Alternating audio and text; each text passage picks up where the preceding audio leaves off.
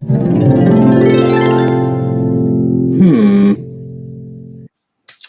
my lovely people, and welcome to Owen's Mind, a light-hearted trip through the contents of my head and the world in general. It is Sunday, the 22nd of March. My name is Owen, and here's what is on my mind today. So, not as usual, I've picked out 4 stories making the headlines today I want to give my thoughts on.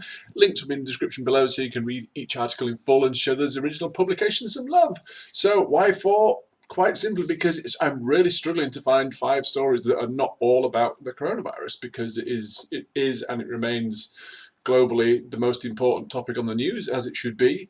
But I don't want this to be a coronavirus channel. I want to give you some relief from that. So I've really struggled to find 5 stories. So I found 4. So the first kind of story is just going to be my thoughts, which are just about social media. And now finally we have an opportunity for social media to be used how I believe it was always intended, which was to bring people together. Because social media started off great and the internet started off great and it was used for what it was, and then it stayed that, but it's also got more of an insidious side where people were using it just to reach out and attack people and to troll people and to make people feel generally bad about themselves. And comments on Twitter and comments on YouTube and all kind of stuff became more, not more so, but there was a lot more focus on basically reaching out to attack people. And and again, it's always been a small percentage of users of these platforms, but they've got a lot of attention for generally being pretty unpleasant. But now we have the opportunity, now because people have to self-isolate, because people are quarantined, because people have been encouraged to distance themselves socially from other people. Social media has now got the golden opportunity. It's got its purpose back in the public eye, which is you can now reach out, and you can, when you are not available to go and see people in the real world, because for a long time it was more, people have got social media and spending more time looking at their phones and more time texting and, and rather than actually going out and meeting it, being social, being physically social. But now that's now become a strength, because we can't do that at the minute because of what's happening. So now is the absolute perfect time to use social media to reach out to those people you cannot go and see and check in and see how they're doing. And make sure they're well, and and just let them know you're thinking about them. Today's Mothering Sunday. I'm okay at the minute. I'm actually able to go and see my mother because we have not been put on any kind of lockdown.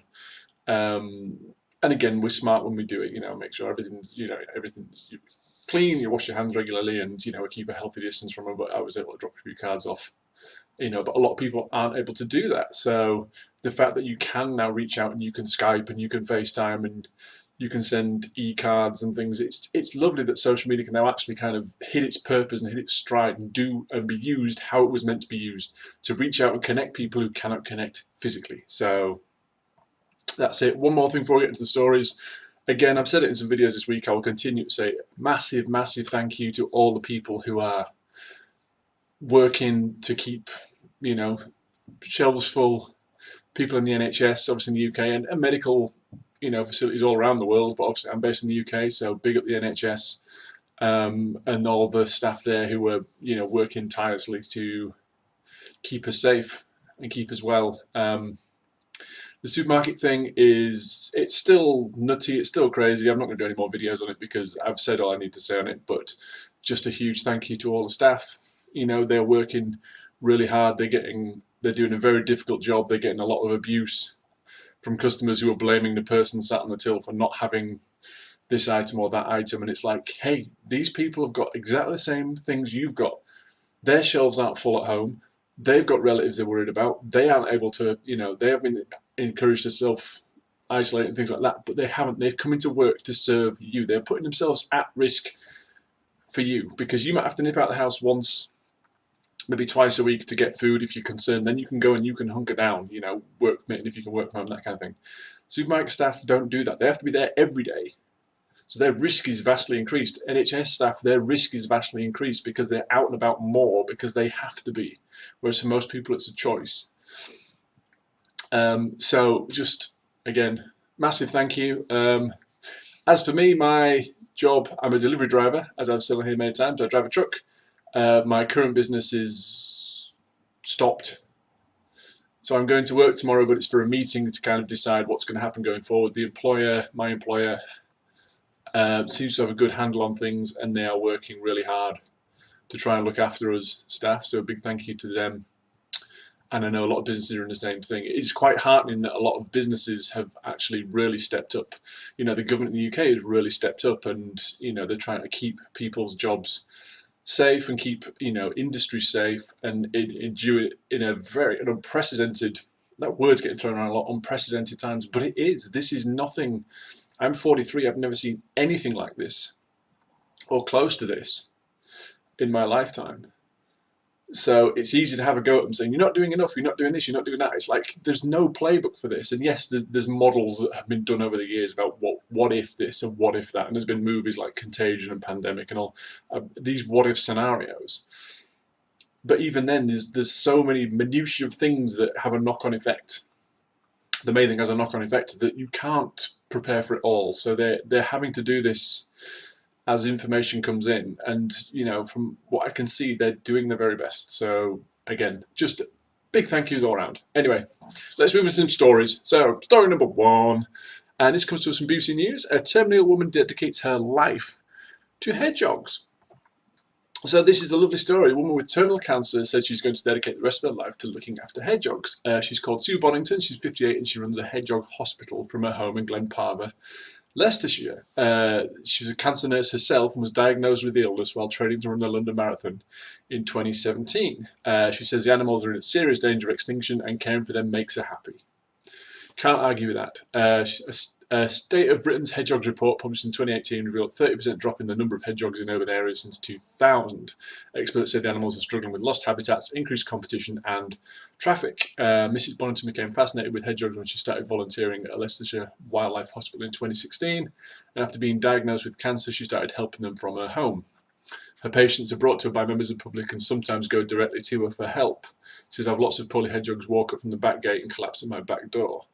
So in 2017, a tumour was discovered on Miss Bonington's pelvis, and since then it has spread to her liver, and in May she was told the condition is terminal. So she's going to dedicate any time she has left to looking after these hedgehogs. She goes, it makes me happy. When I get up in the morning, I know I have to look after them.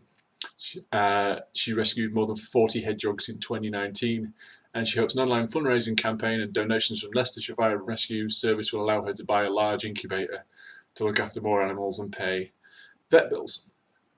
Again, this is just one of those lovely stories. You know, if I was in her position, if I was told, and I think a lot of people, and I will put myself up there, if I was told, you know what, you have a condition, it is going to kill you, I don't think I'd be selfless. I would be bucket list. I would be, how can I live out my greatest things? And obviously there would be concern from kind of immediate family and things, and how they're going to, you know, how my kids are going to cope and that kind of thing. But if I'm being honest, I might be quite self-serving and say, well, you know, this is I've got a finite amount of time left. I'm going to go and do this, and I'm going to do all these crazy things I'd never got a chance to do. This woman says, how can I help others? And not so much of the people, but other creatures. So her legacy is going to be that the wildlife in her area is improved because she was around. So her legacy is going to be these little creatures which are dying out, and now hopefully the numbers will pick up, and she's going to play a small part in their survival. Because sadly she cannot, you know, maintain her own, which is a really terrible situation for her, and her reaction to it is really commendable, because mine wouldn't be that. And I'll just put my hands up and say, you know what, I wouldn't think to do that. So absolutely bravo to Mrs. Bonington. I hope she continues to fight and has years and years. It is, you know, terminal is never a diagnosis anybody wants to get. So hopefully, you know, all this positivity in her life will push her on so she can enjoy whatever time she has left. Anyway, let's move on to story number 2. So this is a bit of a, this is in the Sun today, or a couple of days ago, I think. This is war. Piers Morgan tells attention-seeking Sam Smith to get a grip as a singer documents a coronavirus meltdown. So again, even when I'm trying to avoid coronavirus stories, they're kind of there. You kind of can't get away from them. But this is a bit of a butting of heads, and so let's have a look at it. So Piers Morgan has told attention-seeking Sam Smith to get a grip after the singer documented their coronavirus meltdown on social media. Yes, Sam Smith refers to themselves as their, so that's not a typo. That is, that's what Sam wants. So fair enough. That's what we respect that. Sam27 took to Instagram last night to share photos while pretending to cry and have a breakdown in their pajamas. Sam captioned the post "Stages of Quarantine Meltdown." Piers Morgan, 54, retweeted a link to the article about the star's post, seething, "For F's sake, I can't take any more of this celebrity attention-seeking BS. Get a grip, the lot of you. This is a war, not an Instagram story op." Yeah, Piers is always a controversial figure. Regardless of what you think about him, he always gives his opinion. He doesn't hold back. It's tough. It's because, people... Me personally, I am perfectly happy in my own company. I would also say that I prefer my own company. I like spending time by myself. I have pursuits that can be followed as an individual. I like watching movies and reading books and listening to music and stuff, and I don't need other people there to enjoy that. I've got nothing against other people at all, but that's it. If you're very used to being, if you're a very social animal, a very social person, and that's kind of the core of your being taken away from all that, it might be pretty tough for you. I don't know. If you've got loved ones you can't get to, it might be pretty tough for you. So I don't know much about Sam Smith, so I don't know much about his reaction, if it's genuine, if it's not, if it's, but if he's genuinely struggling, or sorry, if they are genuinely struggling, then okay. Documenting it all the time, is that, you could look at it as, this is just a cry for attention. You could look at it as in, you know what, I'm a celebrity and I'm going through it like everybody else. So, you're not alone if you're struggling with quarantine. So it could be that side of it. So it's kind of hard to pick a side on this thing. I kind of get Pierce's point of view that there is bigger things and this shouldn't be a photo op. But I'm not sure that was Sam's intention. So, yeah, it's a bit tough. Excuse me, but the article goes on, because apparently a lot of celebrities have been coming under fire. A-listers like Natalie Portman, Cara Delevingne slammed yesterday for not helping when they came together to sing a rendition of John Lennon's Imagine. I've not seen this, but it's all over my social media. Gal Gadot, 34, shared a video amid the global coronavirus pandemic, which was forced many people to self-isolate at home. Viewers were horrified by the clip and mercilessly mocked the celebs online as they urged them to donate more money to the cause instead. Yeah, so this happens a lot during any kind of charitable thing or relief, or any time a celebrity draws attention to a cause. The always immediate thing is, well, how much money are you giving because you've got millions? For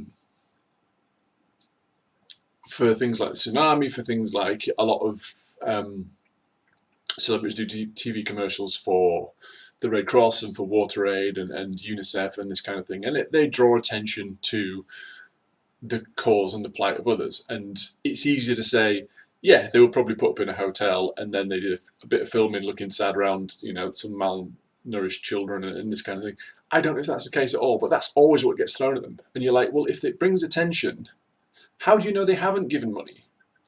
Maybe they have and they're just not saying it. Maybe they don't come out and just want to say, hey, I've given thousands, praise me. Maybe they're going, no, we'll just do it because we can do it. It's hard to say. I think anybody who can draw attention and make people feel a little bit better should be applauded.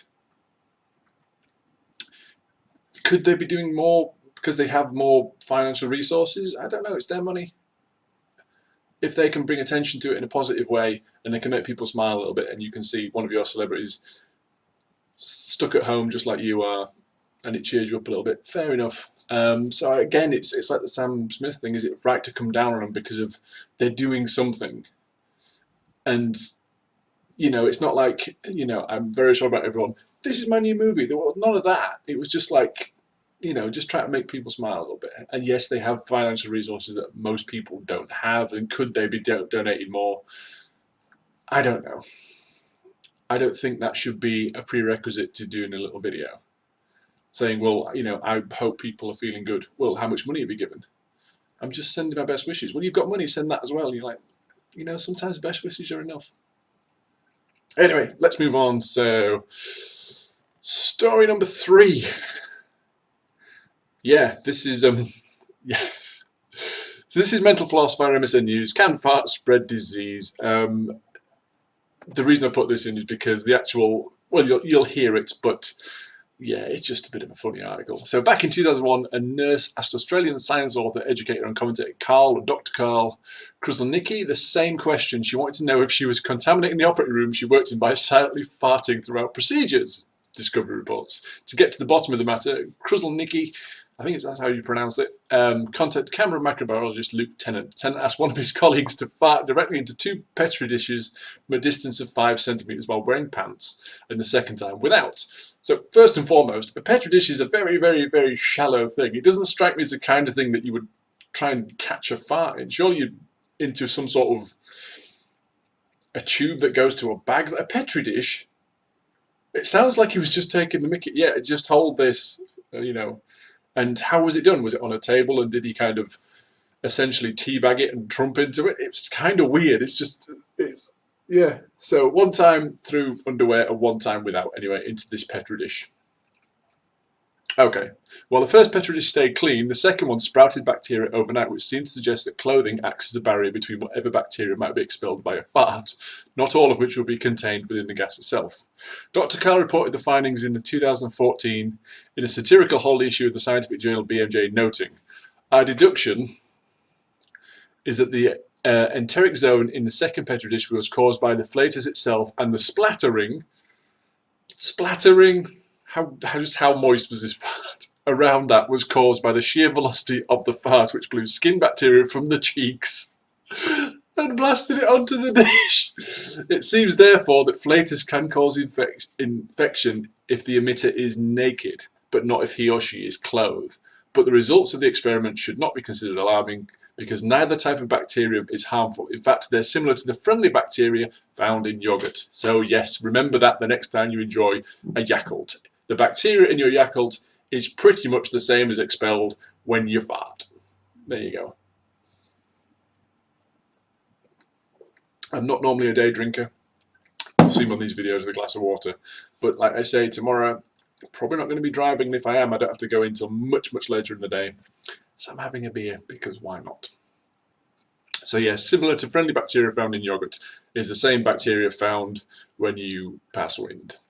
So while Kruszelnicki and Tennant's experiment did not dive too deeply into all kinds of bacteria that the pantless person might be able to spread, China's CDC did. Earlier this year, a Beijing district office for the Center for Disease Control and Prevention announced that pants should be an effective barrier against farts that might carry the novel coronavirus. So to avoid spreading COVID-19, practice responsible social distancing and avoid farting naked around other people, which is honestly a good rule of etiquette for life in general. I'd go with that, yeah. If someone farts around, you're not like, oh my god, the bacteria, you're like, you dirty get. So, yeah, I think, yeah, there you go. So the article kind of lost me at splattering, but there you go. Anyway, let's move on. Last story of the day. Story number 4 from the Metro. We haven't had one from the Metro in a while, but I do like it. So, Vicar sets himself on fire during first online coronavirus church service. So again, I cannot avoid this. I cannot avoid the coronavirus, but I'm trying to find a slant on it that maybe the news outlets are not kind of focusing on. So one local vicar felt the heat while recording his first virtual service after accidentally setting his arm on fire with a church candle. Simon Beach, 61, vicar of St. Boudreaux Parish Church in Plymouth, was not harmed during the mishap and was able to see the funny side, posting the outtake online. In the video, Mr. Beach is seen leaning in to deliver the final part of his sermon before exclaiming calmly, "Oh dear, I've just caught fire." He said he's been teased by fellow vicars who joked about being on fire for Jesus and telling him that he should have waited for the Pentecost. People have laughed and laughed, really, he said. "I just felt my arm getting a bit hot. The nice thing is, it did damage my pullover and my shirt, but my arm is fine. There's no burn on my arm." So, yeah, I wouldn't have put this on if he'd gone up in flames. The funny thing is, I told my wife and daughter what I'd just done, and while I got the video, my daughter said, "All Dad would have said is, 'Oh dear, I'm on fire,'" which is exactly what I said. Mr. Beach admitted that he'd never made a YouTube video before and that it felt surreal. Worshippers across the UK are preparing to attend their first Sunday services from their homes and participate over the internet, in line with government guidelines on social distancing. So, yeah. There's some other updates here. Coronavirus news live. Archbishop of Canterbury Justin Welby broadcasted service on BBC Local Radio with an upload to Facebook. Mr. Beach said the whole thing is a bit surreal. There's never been a time where we've deliberately not gone to Sunday worship, so that's very strange. I've never phoned so many people really because normally you normally go and visit people. So yeah, it's again, everyone's having to adapt. And again, social media, this is when it can shine. This is when it can be used for what it was intended for, to connect people who cannot otherwise be connected in person. So, Vicar Simon Beach, I'm glad you're okay. I'm glad you set yourself on fire. I'm glad you saw the funny side of it. So yeah, for people now, it's. I mean, in a former life, I was a personal trainer, so a lot of my Facebook page is still those kind of people, and people are putting up ways you can work out from home. People are putting up recipes you can do with like limited things, and then we've got church services here. So everybody is kind of doing their bit to sort of make the best of this kind of, this spirit of kind of keep calm and carry on is alive and well. And yeah, I've ranted recently on another playlist about how society has shown a really ugly side in regards the stockpiling and the way it's treating other people in supermarkets. It's very self-serving. But on the flip side of the coin, I'm glad I can bring that to you as well, is that people are doing great things to keep other people's spirits. So it's like any society, there's good and bad in any situation, and it's nice to be able to focus on the good a little bit. So yeah, that's it, guys. So links to all the stories I've discussed can be found in the description below, so feel free to go and check them out. So let me know what you think about this video, and again, I'm not going to pose questions today, just put something nice in the comments. Not necessarily nice about me, because you might not like me, I hope you do. But just something nice that's happened to you. Maybe a nice thing you saw, a nice thing someone's done for you, a nice thing you've done for somebody else with what's going on. Just spread a bit of happiness, a bit of joy. So answer in the comments, please, along with any thoughts you'd like to share. These are mine. They're not necessarily important. They're not necessarily right or wrong. They're just what was on my mind. So until next time, bye for now.